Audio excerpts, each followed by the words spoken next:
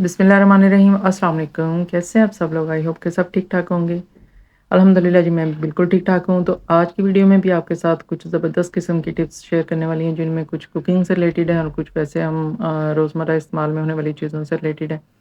तो यहाँ सबसे पहले टिप की तरफ चलते हैं। तो जी, अक्सर ये हमारे घर में इस तरह के शॉपिंग बैग्स जो आते रहते हैं, तो ये मेरे पास भी एक पड़ा हुआ था और यहाँ पे ये फट चुका था, मेरे किसी काम का नहीं था। तो मैं इसको किस तरह से काम में ला सकती हूँ? हमारे घर में ये इस तरह की प्लेट्स, बर्तन और बाउल्स वगैरह होते हैं। ये कांच के होते हैं और पत्थर के सेट के साथ के होते हैं। चीनी का हमारा सेट होता है, डिनर सेट, जो अक्सर आम डेली यूज़ तो नहीं होता है, कभी कभार उसको यूज़ करना होता है। ख़ास तौर पे हमारे घरों में ज़्यादातर ये होता है जी, मेहमानों के आने पे इस्तेमाल होता है। तो अक्सर इन प्लेट्स को जो है हम इसी तरह से रख देते हैं। तो क्या होता है कि अगर एक दूसरे के ऊपर एक तो पड़े रहने से इस तरह से बर्तनों में स्क्रैचेस भी आ जाते हैं, और दूसरा इनके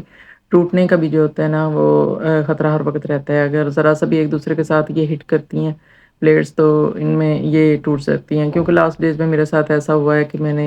एक मेरे शीशे के बाउल्स थे, तो एक दूसरे के ऊपर पड़े हुए थे, ऐसे पकड़ते हुए ज़रा सा हिट किया उसने, तो वो वहीं पे टूट गया था। तो इनको इस तरह से महफूज़ करने के लिए ये मेरा शॉपिंग बैग था, क्योंकि इसके मैं इसलिए पीसेस काट रही हूँ। वैसे आप कोई भी पेपर अंदर यूज़ कर सकते हैं, लेकिन इसका ये जो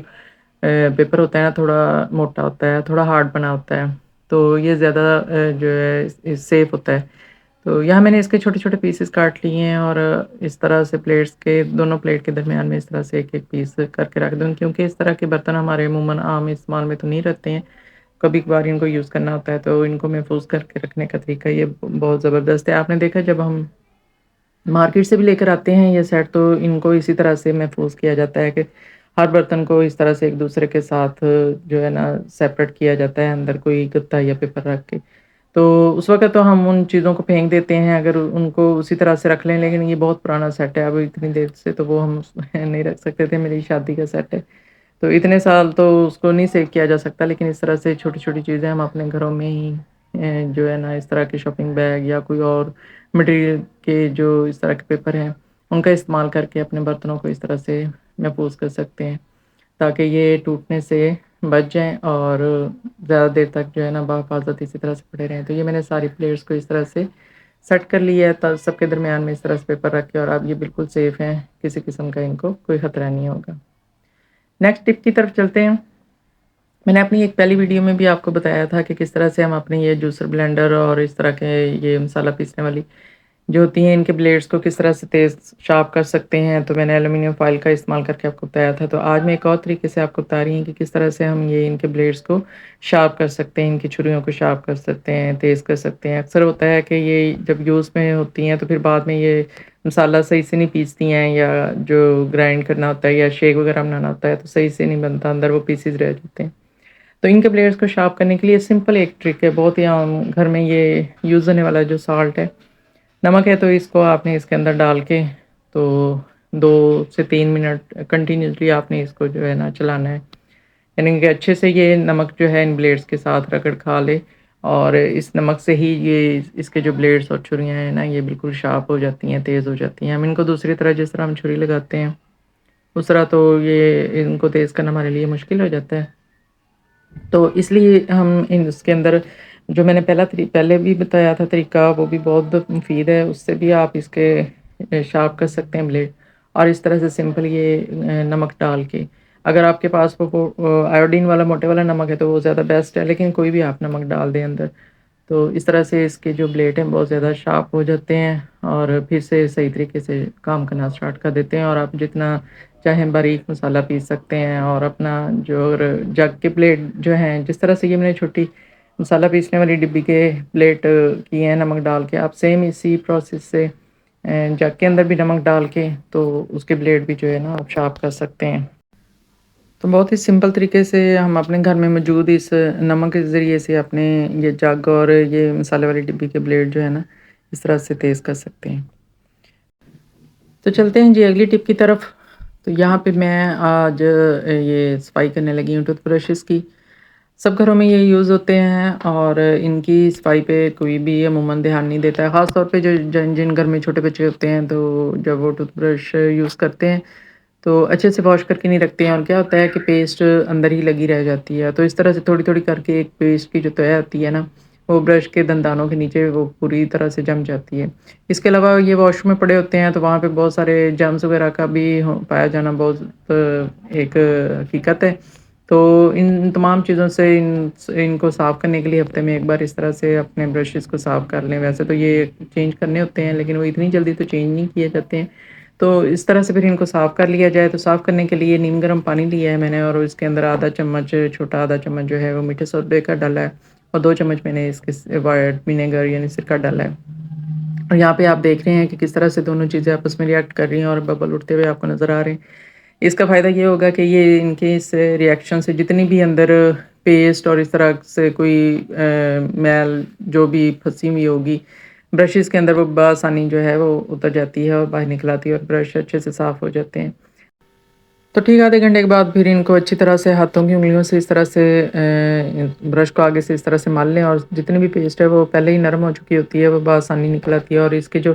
کیپس ہوتے ہیں وہ اگر الگ آپ کے پاس کوئی اسپیئر ایسا برش ہے جو کوئی یوز نہیں کرتا، اس کو بھی پہلے اچھے سے واش کر لیں، اور واش کرنے کے بعد جو ہے اسی برش کی مدد سے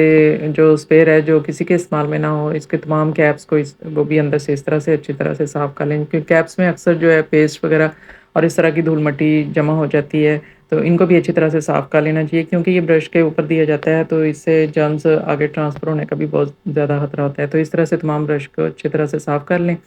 اور وہ پھر اس کو سادہ پانی کے ساتھ ٹھنڈے پانی کے ساتھ دھو لیں اچھی طرح، تاکہ وہ سرکے کے اور میٹھے سوڈے کے اثرات جو ہیں اس میں سے ختم ہو جائیں۔ تو اس طرح سے ہفتے میں ایک بار ضرور اپنے برش کو آپ اس طرح سے صاف کر سکتے ہیں۔ نیکسٹ ٹپ کی طرف چلتے ہیں۔ یہ بھی میں نے آپ کے ساتھ پہلے بھی شیئر کی ہوئی ہے کہ کس طرح سے لہسن کو ہم جلدی چھیل سکتے ہیں اور بآسانی چھیل سکتے ہیں۔ تو وہ